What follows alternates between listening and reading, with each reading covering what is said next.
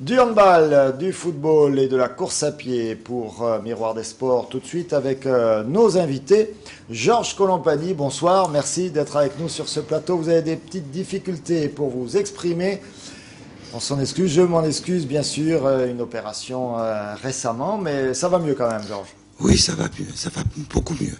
Voilà, et puis l'opération ne vous empêche pas de courir. Vous avez couru d'ailleurs hier dimanche. Et oui, on a couru dimanche pour la foulée du Don. Voilà, on reviendra dans quelques instants avec votre voisin Jean-Marie Castelvy. Alors vous, je suis particulièrement fier et honoré de vous avoir sur mon plateau.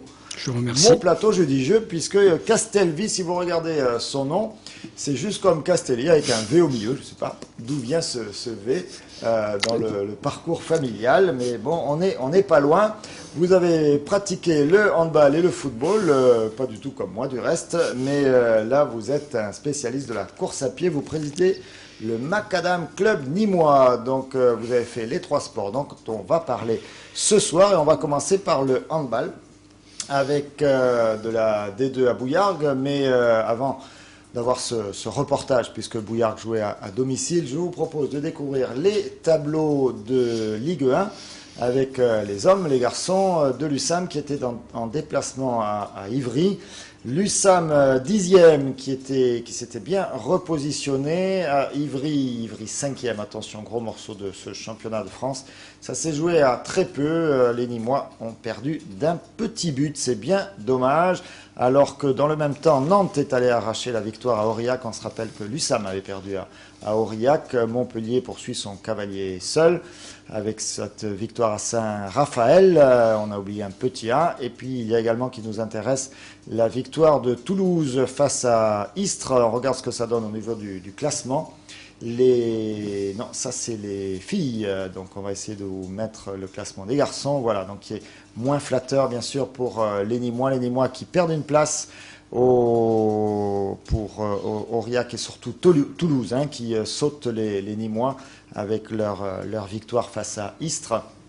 Les Nîmois qui se retrouvent sous la pression de Paris et de Nantes, bien sûr, Nantes qui est allé l'emporter à Aurillac, donc Nantes qui se repositionne bien. Attention, Montpellier presque champion devant 7 points d'avance devant Chambéry. Les prochains matchs, donc le 2 mai, l'USAM recevra Saint-Raphaël. Il faudra aller soutenir l'USAM au Parnasse. Saint-Raphaël qui, vous l'avez vu, est 6e. À suivre le derby, donc USAM face à Montpellier, ce sera mi-mai. Et puis les dates ne sont pas encore bien positionnées, mais ce seront les deux week-ends suivants, du 23 et du 30. Avec un déplacement à Célestat largement condamné, et puis la réception de Créteil. Donc USAM Créteil pour finir ce championnat. Voilà, on poursuit avec des résultats. Les filles du HBCN étaient en déplacement au Havre. Le Havre 2e, l'HBCN 3e. On se rappelle de quelques belles performances des Nîmoises. Et là, par contre, elles n'ont pas fait le poids 36-17. Il y a longtemps que les filles du président Gébelin n'avaient pas subi une défaite aussi lourde. Donc ça ne change pas grand-chose au niveau du classement, puisqu'elles conservent leur 3e place. Mais attention, elles se retrouvent sous la menace de ici les Moulineaux, ici qui remonte à 2 petits points des Nîmoises. Et c'est le prochain, c'est pas le prochain match, puisque les Nîmoises recevront d'abord Besançon. On a reçu tout à l'heure Besançon qui sont 5e, donc vous le voyez, ils ne sont pas loin derrière. On a reçu tout à l'heure le jour et l'heure du match, ce sera le 1er mai à 19h, voilà, toujours au Parnasse. Ensuite, il faudra aller en déplacement à ici les Moulineaux. Il faudra ensuite recevoir Mios qui est classé 6e. Donc ce seront donc les 3 derniers matchs de ce championnat. Et avant cela, messieurs, bien sûr, il y aura les 2 finales, l'aller et le retour de la Challenge Cup, finale de la Coupe d'Europe. Les Nîmoises recevront le 10 mai, c'est un dimanche à 18h30, l'équipe des Allemandes d'Erfurt. Elles se déplaceront en Allemagne le week-end suivant. Ce sera le 16 mai à 15h. Voilà pour le match retour Il faudra aller en masse au Parnasse le 10 mai à 18h30 pour soutenir les filles. Allez, quelques images avec cette 23e journée de D2. C'est Philippe Reg qui est allé suivre les Bouillarguaises. Elle recevait Vesoul. Vesoul qui était juste derrière elle au classement avant ce match. En recevant Vesoul pour la 23e journée du championnat de France de handball, le Sun AL Bouillargues veut mettre, dans la mesure où le maintien en division 2 est assuré, un point d'honneur à vaincre celles qui les précèdent au classement. Le samedi 25 avril dernier, le 8e recevait donc le 7e au gymnase municipal de Bouillargues. Les Gardoises entament en déroulant un handball rapide et limpide dans les actions. Les transmissions de balles sont précises à souhait, à l'instar de certains matchs précédents. Pas de gaspillage dans les tirs au but non plus. Assurément, les Bouillarguaises jouent l'un des matchs les plus lisses de la saison. Dès la tête prise au tableau de marque, les filles du président Garnier ne la lâchent plus. L'évolution au score est éloquente et montre la pertinence du jeu développé par les Gardoises. Les Haussennoises, de leur côté, luttent pour réduire l'écart, mais sans succès, face à un adversaire en totale réussite. La prestation de Gervaise Pierson dans les buts bouillarguais justifie sa promotion dans l'élite dijonnaise l'an prochain. À la pause, le 22-11 indiqué se passe de commentaires. En seconde période, le scénario se répète, tout au moins pendant les 20 premières minutes. L'avance des Bouillarguaises se maintient malgré les incessants efforts des joueuses de Chersec, l'entraîneur haussennois. L'écart se réduit même à 6 buts, mais Bouillargues reprend le match en main. Les 10 dernières minutes sont cependant à mettre au bénéfice des Vésuliennes qui réussissent à éviter le pire et endiguent l'hémorragie annoncée par la première période. Une victoire obtenue avec la forme avant le duel face à Toulouse, l'actuel leader, qui place le Sun AL Bouillargues à la 7e place du classement. Jean-Marie Castelvy, vous êtes donc le président, je le disais, du Macadam Club Nîmois. Oui. Et vous êtes sur ce plateau pour nous parler de course à pied, mais plus particulièrement pour nous parler de cette course de vendredi, le traditionnel semi-marathon nîmois du 1er mai. Alors, on a des images de celui de l'année dernière, on vous les présentera dès que la machine sera prête. Mais peut-être nous redonner l'esprit. Déjà, c'est la combienième édition? C'est la 17e édition qui se déroule donc sur le même circuit que l'an dernier et qui emprunte on part du boulevard Jean Jaurès à 9h, on emprunte le boulevard Victor Hugo, on passe devant les arènes. Donc vous passez juste avant la manifestation du 1er mai. Exactement, on a prévu partir juste avant. Voilà, donc il y aura un autre marathon qui démarre vers 10h30, on vous précisera tout ça, voilà, mais qui en général va vers la préfecture, alors que vous allez vers les Costières. Nous on descend dans les arènes, on ne visite pas les arènes, on s'y arrête juste pour les regarder de loin, l'esplanade, la gare, passe au boulevard Talabot, on part vers le chemin de d'Avignon, on vient vers chez vous du côté de Grézan, et ensuite on fait le chemin inverse pour revenir sur la ligne d'arrivée, sur le Jean Jaurès. Sachant que cette course est ouverte aux personnes qui sont âgées de minimum de 18 ans. Il faudra, lors de l'inscription, obligatoirement fournir soit une licence, soit un certificat médical, puisque désormais, dans toutes les courses, c'est la règle.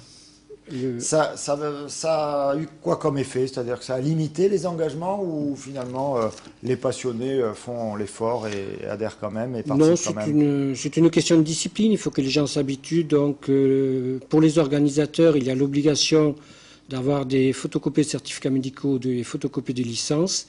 Sur le certificat médical, il faut obligatoirement qu'il soit marqué course en compétition. Et pour l'organisateur, c'est une sécurité surtout, pour éviter ensuite d'avoir des problèmes en cas de problème sur la course elle-même. Mais ça n'a pas provoqué moins de coureurs. Les gens s'habituent à fournir ces documents en temps et en heure. Alors l'année dernière, il y avait combien de participants déjà? L'an dernier, on tournait aux alentours de 1500 participants. 1500 participants, ça fait partie des grosses courses régionales. Oui, c'est une des plus grosses courses du département, oui, tout à fait. Du département et même peut-être de la région, non? De la région, non. Restons à notre niveau. Restons à notre niveau, d'accord. Le semi-marathon, c'est pour quand le marathon? C'est un projet. Ah, on dit non de la tête d'un côté et de l'autre, on dit c'est un projet. Ça aurait de la gueule, ça, un marathon, le marathon de Nîmes. Marathon au milieu de nos beaux monuments romains, ça serait pas mal. C'est plus difficile à organiser quand même. Hein. Quelles sont les contraintes à ce niveau-là? beaucoup de contraintes de sécurité, d'organisation. Il faut beaucoup de monde. Bon, il faut savoir quand même, rien que sur le semi-marathon de Nîmes, on a pratiquement 150 personnes qui travaillent ce jour-là, plus toutes les personnes qui travaillent avant, la ville de Nîmes qui nous aide énormément, en fournissant donc le matériel, du personnel, etc. Donc c'est pour ça que je dis qu'un semi-marathon c'est une grosse organisation et un marathon c'est pas 2 fois plus important comme organisation, mais c'est peut-être très 3 ou 4 important fois aussi. plus. C'est très important aussi. Vous-même, vous avez participé déjà, bien sûr, à beaucoup d'autres courses, notamment le marathon de New York. Oui, le marathon de New York où il y avait énormément de monde, très grosse organisation. C'est l'apogée, je dirais, pour un coureur, le marathon de New York, parce que c'est vraiment une autre planète. Pourquoi? De par le décor? De par le décor, puis vous courez... également le nombre de coureurs, le nombre de participants. Le nombre de coureurs, les différentes nationalités, et puis cette organisation qu'il y a au sein de la course elle-même, il y a une organisation extraordinaire. Extraordinaire. Vous avez des gens qui... Dans New York, vous n'êtes jamais seul. Vous avez des gens partout. Sur les 42 km, vous avez du monde qui vous encourage, qui vous applaudissent. Vous passez dans le Bronx, alors que d'habitude, il n'est pas recommandé. C'est pas le quartier qui a la meilleure image, oui. Non, il n'est pas recommandé d'y passer. Là, vous passez dans le Bronx et tout le monde est là pour vous encourager, que du premier au dernier. Et puis bon, il y a beaucoup de musique sur place, c'est vraiment fabuleux. D'autres marathons, faites-nous rêver un petit peu. Il y avait Marseille à l'époque, mais j'ai appris que cette année ils avaient repris, c'était hier, oui, le marathon de Marseille a repris hier. Bon, moi j'avais fait un des premiers marathons de Marseille, et là c'est pareil. Bon, Marseille pour nous c'est une ville phare, c'est une ville image, donc courir le marathon à Marseille, c'est quelque chose de très beau aussi. Paris aussi, vous avez fait. Paris, oui, Paris, avec la visite, la vue là, sur tous les... on s'arrête, on fait un tour dans un musée, on ressort. Pratiquement, oui, pratiquement, parce que vous savez, quand vous faites des marathons de ce genre-là, le temps ne compte pas. C'est le fait d'être dans un marathon et de voir les choses du marathon qui sont importantes. Parce que nous ne sommes pas... Bon, pour ma part, je ne suis pas un coureur de haut niveau, je suis un coureur du milieu de peloton, du première moitié. Et ben, quand vous êtes sur des marathons ou sur des courses comme ça, vous prenez le temps de regarder les choses. Vous pensez voilà, pas vous en plus profitez bien. Est-ce qu'il y a dans la course de Nîmes, le semi-marathon de Nîmes, un double départ, le départ pour les spécialistes et puis le départ pour les autres, ou tout le monde part ensemble? Tout le monde part ensemble. La seule différence qu'il y a entre les coureurs, c'est que les licenciés ont une zone de départ qui est privilégiée, c'est-à-dire qu'ils se trouvent devant les autres coureurs, mais c'est juste pour éviter qu'ils se trouvent au milieu de peloton et pour leur permettre de faire les performances qu'ils ont envie de faire, qu'ils ne soient pas bloqués par les autres coureurs. D'accord, ils ne démarrent pas avant, mais ils sont juste positionnés à part devant sur la ligne de autres, départ. Tout à fait. Alors moi, je vous propose de parler d'une autre course. On reviendra tout à l'heure sur le semi-marathon nîmois, en tout cas son édition 2008, avec l'édition 2009 des Foulées du Don. C'était à Millau, c'était hier dimanche. Vous y étiez tous les deux, messieurs, avec une météo déplorable, mais comme vous le dites si bien, on a couru là pour la bonne cause. Voilà, c'est Alain Bonnet qui était sur place. Plus de 100 coureurs ont répondu présents ce dimanche 26 avril à Millau sous une pluie battante pour la 4e année consécutive des Foulées du Don. L'association 100% créée par Inès Bourrelli, ayant pour but d'aider les enfants leucémiques, s'était une fois de plus impliquée pour cette manifestation sportive. C'est une course où il n'y a pas de récompense, il y a beaucoup d'amour. Donc tout le monde est gagnant et il faut se dire que cette action reste un tout pour les enfants hospitalisés. Au cours de cette matinée, l'affiche officielle des dons du sang a été dévoilée au public. Elle fleurira un peu partout dans notre région.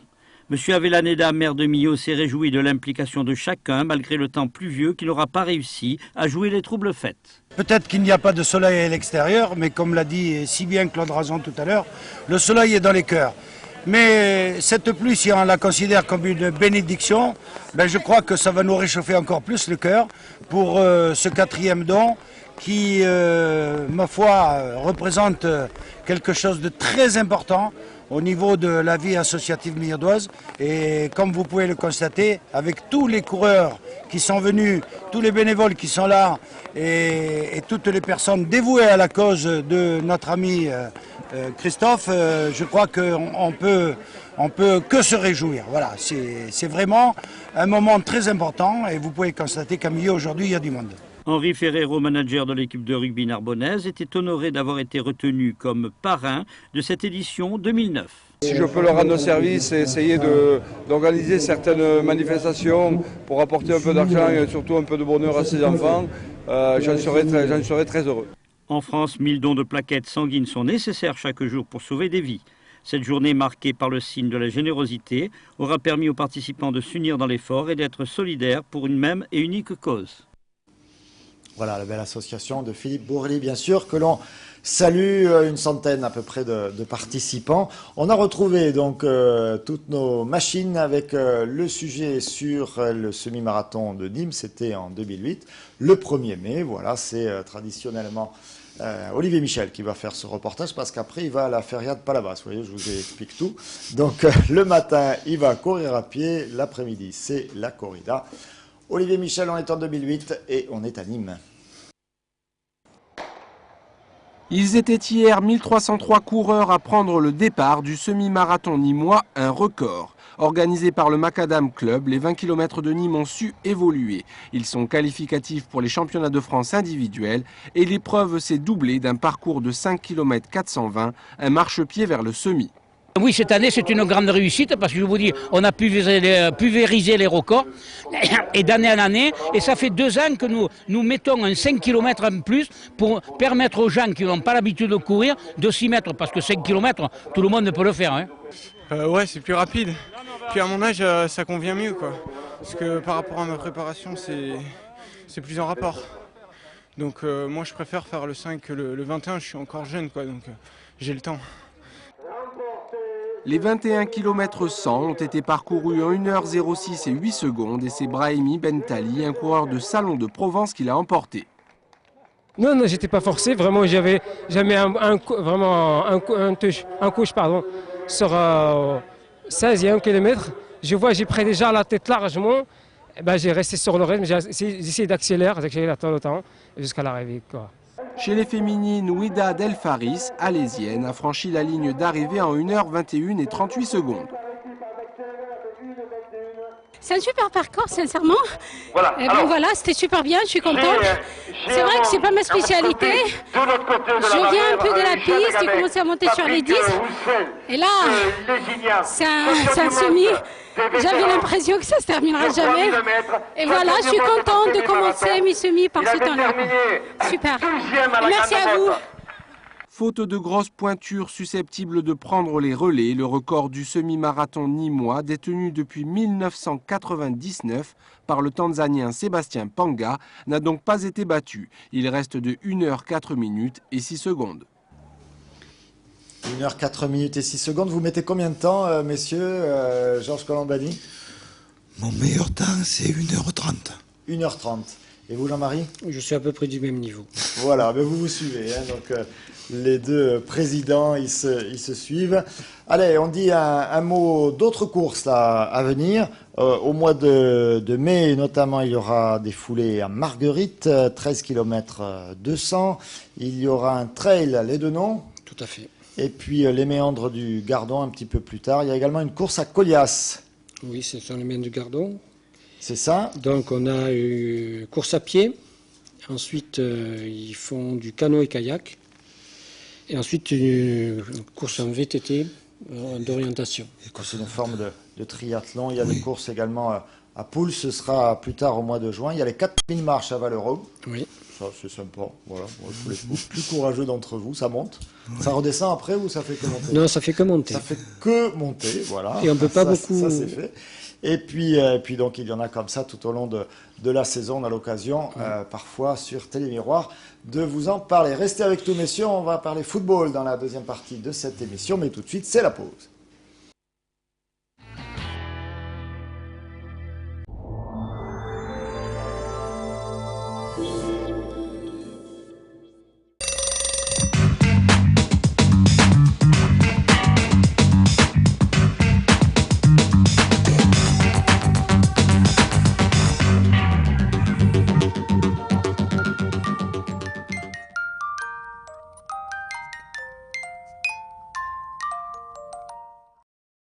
Chauffage et énergie renouvelable, Languedoc Géothermie, leader sur le marché, répond à toutes vos questions. Technologie, crédit d'impôt, études personnalisées. Nos spécialistes sont à votre disposition pour vous apporter les solutions du chauffage économique et environnemental. Languedoc Géothermie, concessionnaire exclusif Sofat 04 67 29 55 11. Ce système me permet de faire des très grosses économies d'énergie. À l'année, je paye 200 € d'électricité pour un chauffage qui chauffe très bien toute l'année.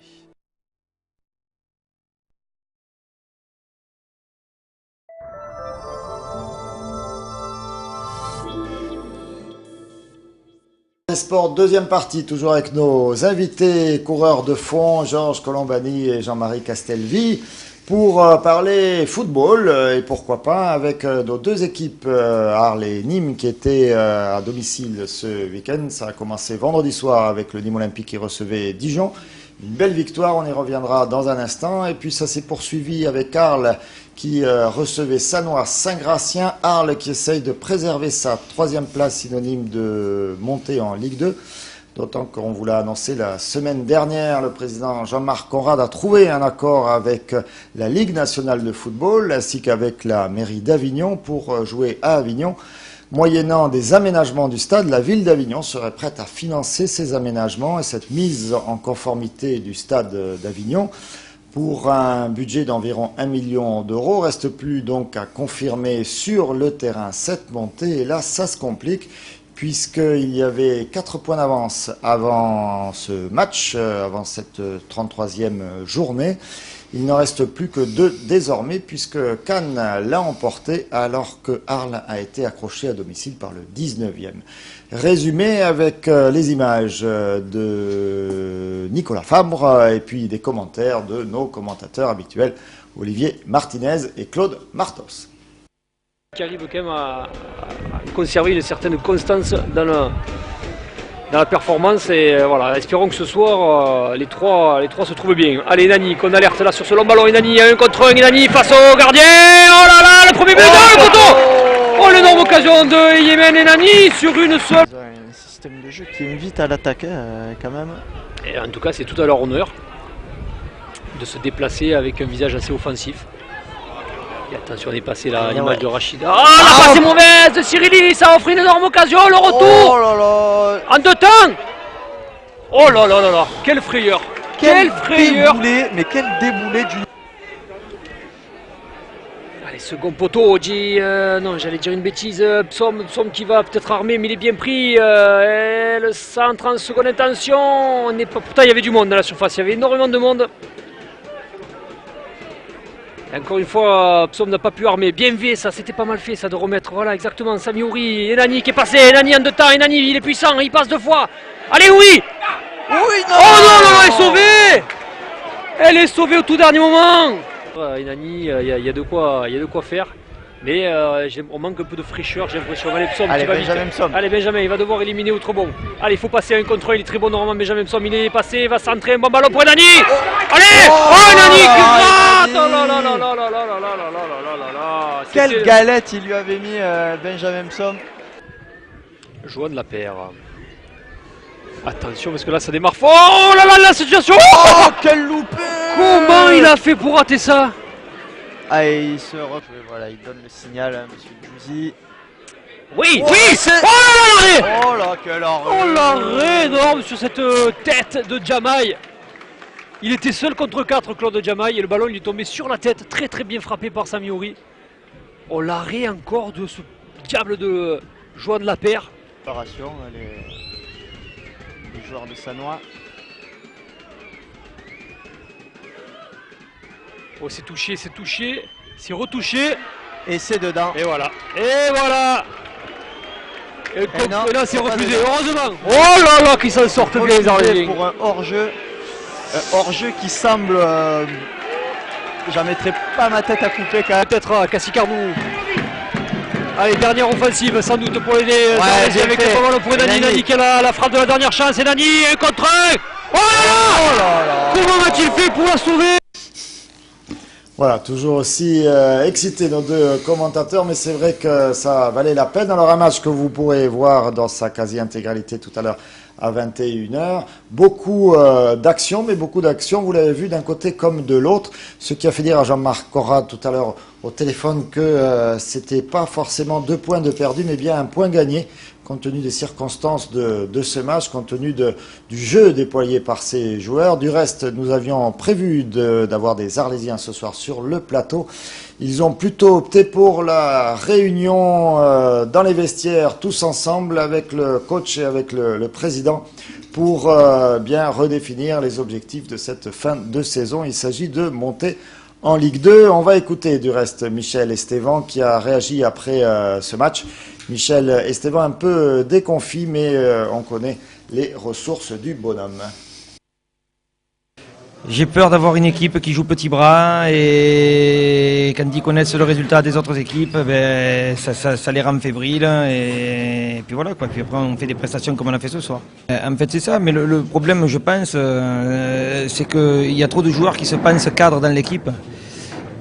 Donc c'est difficile quand il y a beaucoup de commandants sur le bateau, c'est difficile de le faire naviguer. Et là c'est un peu le problème, c'est que bon ben ils pensent tous que le résultat va se faire grâce à eux, et ils ne jouent que quand ils ont le ballon. Alors bon, qu'est-ce qu'on peut faire? Si personne ne veut aller se mettre le cul par terre pour essayer de récupérer des ballons, ben c'est difficile après de construire quelque chose. Et je pense qu'ils sont condamnés, mais bon après ben, ils vont rien lâcher. C'est bien, les équipes qui jouent le jeu jusqu'au bout, c'est parfait. Maintenant, bon, pour en revenir nous à notre match, qu'est-ce qu'on peut faire quand on est aussi pauvre techniquement, quand on est aussi pauvre en lucidité, quand on est aussi pauvre en occasion, quand on pense que ça va tomber comme ça, ben voilà ce qui nous tombe sur la tête, quoi. Voilà, c'est tout, manque d'enthousiasme, et puis voilà, après ben, on en avait déjà pris un petit coup sur la tête hier soir, ben on en prend encore un petit coup ce soir, quoi. Maintenant, bon, ben on a 2 points d'avance, on va aller à Cassis pour essayer de faire un résultat, et puis après ben on sera calé. On va essayer de tenir, ça va être difficile, on le sait, on le dit depuis un bon moment, et puis voilà, mais bon, il y a trop de joueurs qui ont la tête ailleurs, quoi. Si c'était ce soir, je changerais tout avec l'entraîneur. Après, on va voir, on va faire le point. Il y a peut-être Poirier qui va pouvoir rentrer, et il y a Tagro qui aura un peu plus de jambes, parce que bon, il a joué sans presque d'entraînement. Somme pareil, bon, on va voir, on va essayer Koulibaly aura plus d'entraînement aussi. Bon, je récupère personne, malheureusement, à part Poirier. Donc ben, on va voir dans la semaine, ce qu'on peut faire pour remettre tout le monde sur pied physiquement et surtout moralement. Et surtout moralement, c'est important. On va regarder les résultats de cette 3e journée avec ce résultat qui avait fait très très mal aux Arlésiens. C'est cette victoire nette de Cannes face à Louhans-Cuiseaux, 3-1. Les Cannois qui restent sur une série, j'ai pas fait les statistiques, mais tout à fait impressionnante, et forcément les Arlésiens les voient remonter à toute vitesse. Ils iront à Croix-de-Savoie qui est allé encore s'imposer à l'extérieur, les Cannois, alors que les Arlésiens seront en déplacement à Cassy-Carnoux. Je cherche leurs résultats, ils sont allés chercher un match nul à 7-7 qui est en mauvaise posture, mais pour des raisons un peu extra-sportives. On regarde le classement avec donc les Arlésiens qui conservent tout de même 2 points d'avance sur les Cannois. Il vaut mieux avoir 2 points d'avance que 2 points de retard, mais psychologiquement on a l'impression que ça se passe du côté des Cannois désormais. Donc Cannes, je vous l'ai dit, en déplacement à Croix-de-Savoie, alors que les Arlésiens vont à Cassy-Carnoux, 8e.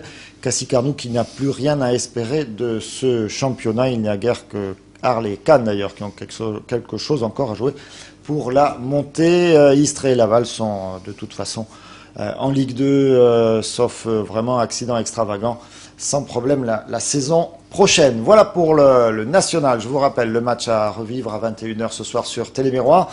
Ligue 2 maintenant avec les Nîmois qui recevaient Dijon. Il s'agissait de se relancer après la défaite à l'extérieur.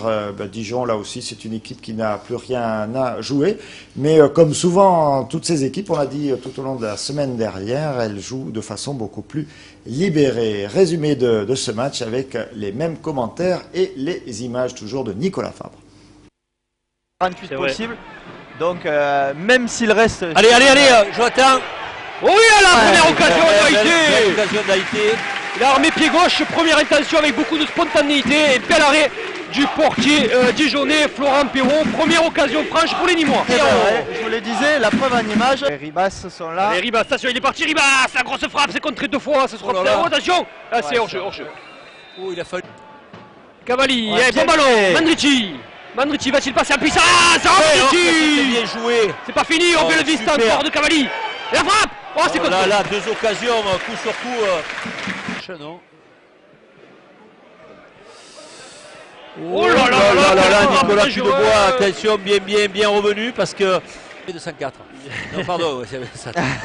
Là on a été dans les Peugeot. Allez. Attention. Oh, but. Oh là, quelle occasion ici, Anthony Mosalo. Il était endormi complètement sur cette affaire.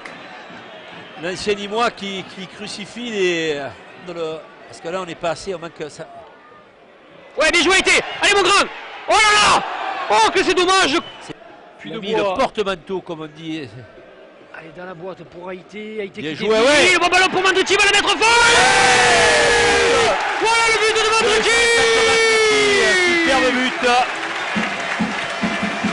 Sur une excellente passe, déviation de Jonathan Haïté. Et le jeune supporter de Manu qui est fanat de football.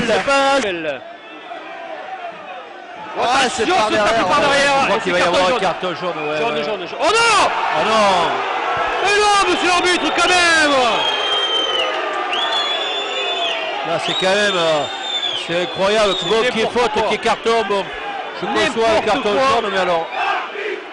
Mais il va falloir siffler aussi les... Si on met des rouges pour ça, il va falloir mettre pour autre chose aussi. Ouais, bien joué. Ouais, elle est bonne. Oui. Et le deuxième but de Mandrici.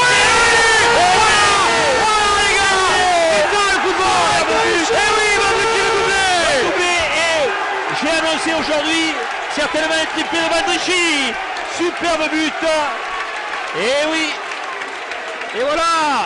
Voilà, rebelote. Voilà, il est... Mostapha, Maisonneuve, pardon. On l'a conseillé à Mostapha s'est ouvert la tête aussi, je ne sais pas ce qu'il y a eu. Voilà, on finit sur ces images de Paul Maisonneuve qui s'est ouvert effectivement le visage sur cette action. Bien sûr, plus de détails demain dans Croco Hebdo. On retrouve tout de suite les réactions d'après-match avec Jean-Michel Cavalli dans l'ordre, Jonathan Haïté et bien sûr le buteur Jean-Jacques Mandrici. Ce qu'ont fait les garçons ce soir, c'est surtout à eux qu'il faut savoir s'adresser. Je pense que c'est véritablement extraordinaire. Ça, j'en trouve pas les mots parce que ils ont vécu une semaine très, très compliquée, très difficile. On est mené à 1-0 et on revient encore à la marque pour gagner cette rencontre. Où j'ai vu que Dijon a fini avec 4 attaquants. Ils n'ont rien lâché. Ils ont voulu absolument nous battre. Mais c'est bien, c'est ça le sport. Mais on a été plus fort qu'eux. Il y a 10 contre. Mais on a été plus fort qu'eux. Et c'est ça qui a été important ce soir. D'avoir en face de nous une équipe qui a tout fait pour nous battre et qu'on a su battre. Cette victoire, on allait la chercher avec les triples. Pour nous, c'était impossible de finir sur une défaite sur ce match-là. Depuis le début du match, on avait la maîtrise, on ne les sentait pas dangereux. Ce soir, on a du mérite parce que bon, être mené à la mi-temps, on aurait pu carrément plonger. Mais bon, on a eu nos ressources à faire comme contre Montpellier, à revenir en deuxième mi-temps et remporter ce match. En plus, à 10 avec une expulsion qui est assez sévère, on dira. Donc maintenant, on est revenu encore une fois à recoller au premier non relégable. Donc maintenant, il reste 5 matchs à fond comme cela. Et je pense que tout est possible et on va tout faire pour sauver le Nîmes Olympique. Tout faire pour sauver le Nîmes Olympique. En tout cas, ça, on ne pourra pas lui reprocher grand-chose à Jean-Jacques Mandrici. À part son analyse sur le carton rouge, on verra plus en détail demain. Normalement, c'est la règle. Tacle par derrière, surtout avec tout comme ça, là. Tout bien, c'est carton rouge. Désolé, Nicolas Baillot. C'est un ami, mais quand même, les résultats de cette 33e journée, rapidement, avec encore des matchs ce soir, Strasbourg, Metz et puis Vannes, donc qui a pris une belle déculottée samedi soir face à Bordeaux en finale de la Coupe de la Ligue, recevra Châteauroux. Ce sera la semaine prochaine. C'est Nîmes, c'est pas Bastia qui est... Alors je sais pas qu'est-ce que c'est, Lens, Bastia, je sais pas pourquoi Bastia est en rouge, mais enfin ils ont perdu, en tout cas ça c'est sûr. à Lens. Les autres résultats, c'est la défaite de Reims à Clermont, ça c'est bien fait. Et puis Brest qui est accroché à domicile par Sedan, ce qui au niveau du classement donne quelque chose de plus intéressant pour les Nîmois. Puisque même si nous sommes toujours derniers, 33 points, et il n'y a que 3 points avec Reims. Et encore, attention, ces résultats de Reims, notamment le match rejoué face à Brest, ça reste sous le coup de décisions administratives à venir. Et puis il y a également Ajaccio qui s'est repositionné pour une éventuelle descente. Tiens, pourquoi pas. Allez, il nous reste à clore ce Miroir des Sports. Merci à tous les deux d'avoir été avec nous ce soir. Et puis on se retrouve vendredi, pour le 1er mai. Nous on se retrouve dans un instant après la météo pour le journal.